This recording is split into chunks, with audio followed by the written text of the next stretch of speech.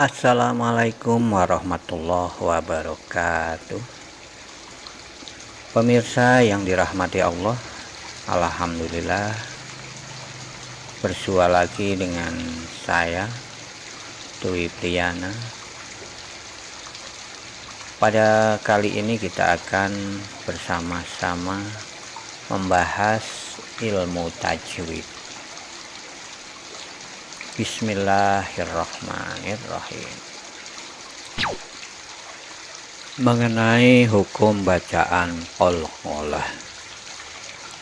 Pada pertemuan terdahulu kita sudah membahas jenis qalqalah yang pertama, yaitu qalqalah sughra, di mana huruf qalqalah yang terdiri dari ba, jim, dal, po, dan qaf bertanda sukun dan berada di tengah ayat.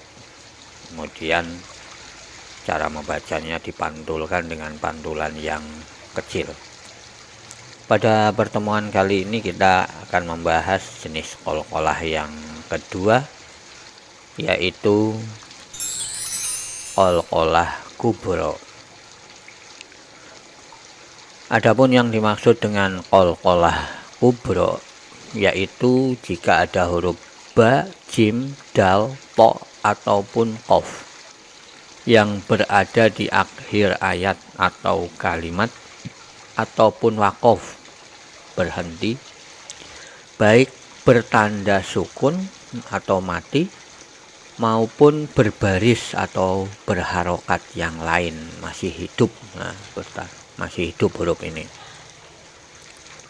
Ini contohnya ada huruf ba berada di akhir ayat, jim juga berada di akhir ayat, da, to,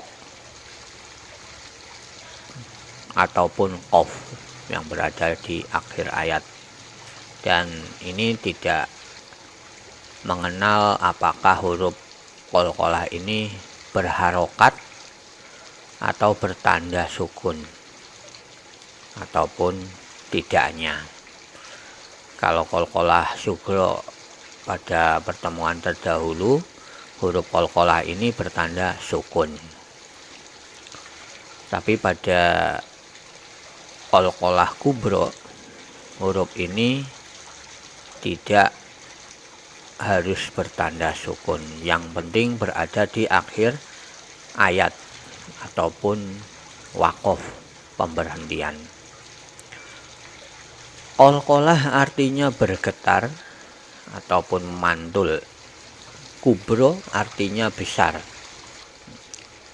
Cara membacanya dipantulkan dengan pantulan yang besar. Contohnya, ini ada huruf ba pada kata kasaba.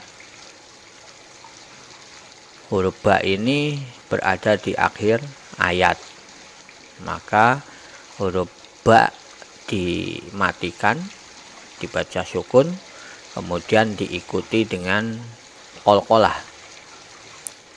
pantulan yang besar, qalqalah kubra, sehingga bunyinya anhu maluhu wa ma kasab.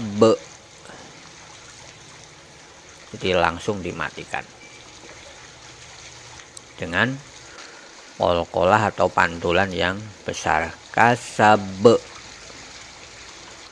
Selanjutnya huruf jim pada kata al-buruj. Nih pada kalimat was-samaa'i dzatil buruj. Ini panjangnya 4 karena mad arid li sukun. Kemudian diikuti dengan huruf qalqalah jim dengan bunyi e setelah huruf jim tersebut. Jadi buruj. Selanjutnya huruf da pada kata ahadun. Nah, ini ahadun ini hidup. Bagaimana huruf ba fathah juga jim kasroh. Ini dommatain. Jadi dimatikan, kemudian diikuti bunyi qalqalah dengan pantulan yang besar, sehingga dibaca qul huwallahu ahad. Selanjutnya huruf qalqalah to pada kata muhitun. Kemudian huruf to dibaca sukun, dimatikan, kemudian baru diikuti huruf bunyi sebagai getaran atau pantulannya, sehingga bunyinya menjadi bima ta'maluna muhit. Selanjutnya yang terakhir huruf qalqalah qaf pada kata khalaqa.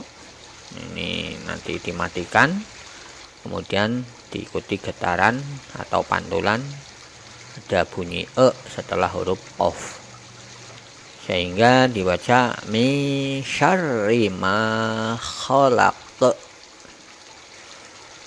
Nah, ini qalqalah kubro. Huruf qalqalah berada di akhir ayat walaupun tidak bertanda sukun, tetapi berharokat, entah itu fathah, kasroh, dhammah, dhammatain, fathatain, kasrotain, ataupun bertanda sukun sekalipun. Setiap berada di akhir ayat maka dibaca memantul atau bergetar dengan pantulan dan getaran yang besar. Demikian pemirsa, pembahasan kita tentang qalqalah kubro. Semoga bermanfaat dan terima kasih. Assalamualaikum warahmatullahi wabarakatuh.